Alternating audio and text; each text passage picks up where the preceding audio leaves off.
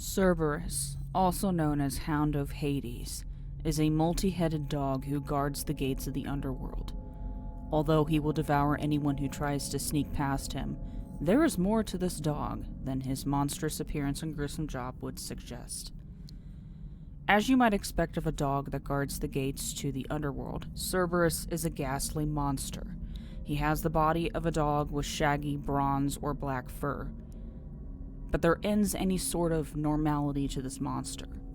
Cerberus has multiple heads, usually 3, although some writers have given him as many as 100 with eyes that flash fire, jagged teeth, and 3 tongues per mouth. Most writers claim that all of these heads are dog-like, but a few writers have described half of the heads as dog-like, and the other half are heads of beasts of all sorts.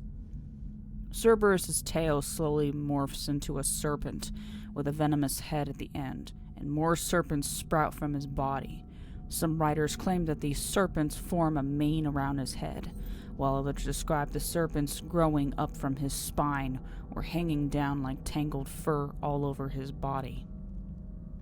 Despite his nightmarish appearance and his position at the gates of the Underworld, Cerberus was not a demonic creature. Above all else, this mighty dog was loyal. He was deeply devoted to his master, Hades, and when Hades decided to make him one of the guardians of the Underworld, he became devoted to his duty as well. Cerberus obeyed 2 rules. He prevented living souls from entering the Underworld and dead souls from leaving the Underworld. Anyone, alive or dead, who tried to break these rules and sneak past Cerberus was sure to be torn to pieces. But remember, this was a duty given to him by his master, not a random slaughter of innocent victims. Cerberus was capable of being loving and affectionate, as well as loyal. Greek writers described him fawning over the new souls who arrived at the Underworld, welcoming them with excited affection. He also has a special relationship with Persephone, who he allows free passage to and from the Underworld. Although Cerberus spent most of his life in the care of Hades, he was actually born to Typhon and Echidna. Typhon was the deadliest monster in Greek mythology, a huge dragon with 100 heads and even more wings. He spread fear and disaster everywhere he went and terrified even the Olympian gods. Echidna was a half-woman, half-snake creature known as the mother of all monsters. She lived in a cave where she was visited only by Typhon, her lover. Together, Typhon and Echidna produced Greece's most dreaded monsters, including the Lernaean Hydra, the Sphinx, the Nemean Lion, the Chimera, and of course, Cerberus. Zeus allowed all these monsters to live, claiming that he spared their lives so they could serve as challenges for the Greek heroes. In reality, he was probably just afraid of provoking Typhon's wrath.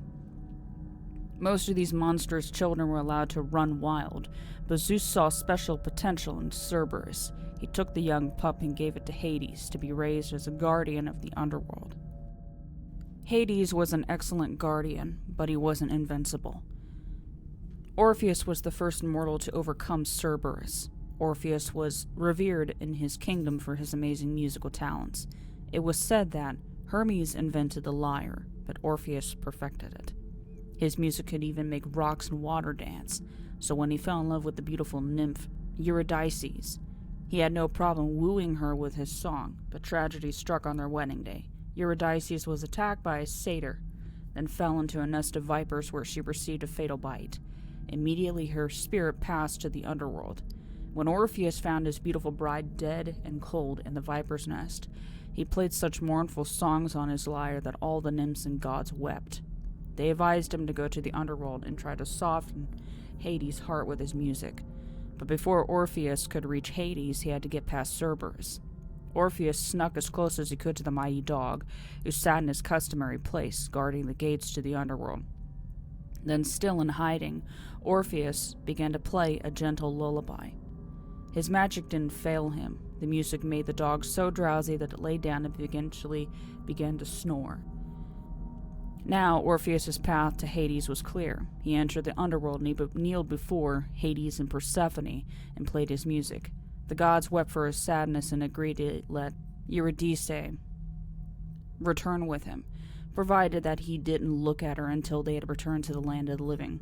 Orpheus, with his heart full of joy, ran back to the entrance of the underworld, but just before he stepped into the land of living, he glanced over his shoulder to make sure that Eurydice was following him. Instantly, she turned back into a ghost and disappeared into the underworld. Heracles was the second mortal to conquer Cerberus, and although the details of the story are more debated, one thing is certain: Heracles was not as gentle as Orpheus. Eurystheus ordered Heracles to bring Cerberus up from the underworld. This was to be Heracles' 12th and final task, and Eurystheus was confident that it was impossible. Luckily for Heracles, he had a lot of help. First, he was allowed to participate in the Eleusinian mysteries, which study the way that Persephone was allowed to pass in and out of the underworld. Next, he was assisted by Athena and Hermes, who guided him to a secret entrance to the underworld. Heracles used this secret entrance to confront Hades before he had to face Cerberus. According to some legends, Heracles attacked Hades, shooting arrows and throwing stones at him.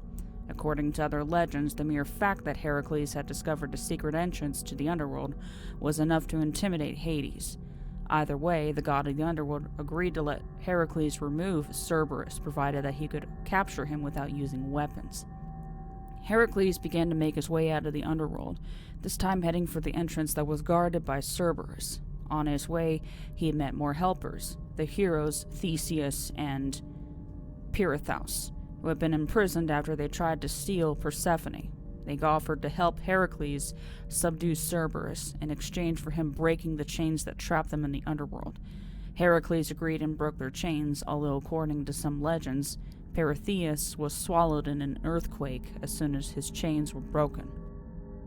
At last, Heracles and his gang approached Cerberus. Using the Nemean lion's skin as a shield, Heracles threw his arms around Cerberus' neck and began to squeeze the dog.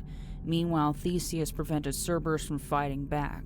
After a few minutes, Cerberus collapsed from being strangled. Heracles then bound the mighty guardian in chains and dragged him up from the underworld.